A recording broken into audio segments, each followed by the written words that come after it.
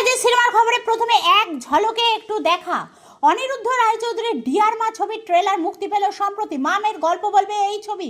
এদিন ট্রেলার লঞ্চের অনুষ্ঠানে উপস্থিত ছিলেন জয়া আহসান, চন্দন রায়, সানাল, শাশ্বত চট্টোপাধ্যায়, সায়ন মুন্সী, পদ্মা প্রিয়া সহ ছবির অন্যান্য কলা কুশলী। নিষেধাজ্ঞার মুখে দিলজিৎ।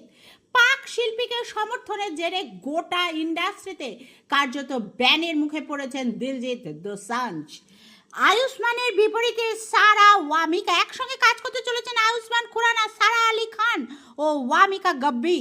ভূষণ কুমার ও জুনো চোপড়ার প্রযোজনায় পতি পত্নী আর ভোর সিকুয়েলে অভিনয় করতে দেখা যাবে এই ত্রয়ীকে। নতুন শো পডকাস্ট শুরু করতে চলেছেন পূজা ভট্ট। আগামী সেপ্টেম্বর থেকে শুরু করতে চলেছেন তার একটি টক শো, যার নাম দ্য পূজা ভট্ট শো। বাগনান সারলেন দীর্ঘদিনের প্রেমিক রোহন ঠাকুরের সঙ্গে বাগনান সারলেন বনি কাপুর কন্যা অংশুলা কাপুর। আজকের মতো সিনেমা খবর এখানেই শেষ। যদি আমার চ্যানেলটি আপনাদের ভালো লাগে তো প্লিজ আমাকে সাবস্ক্রাইব করবেন।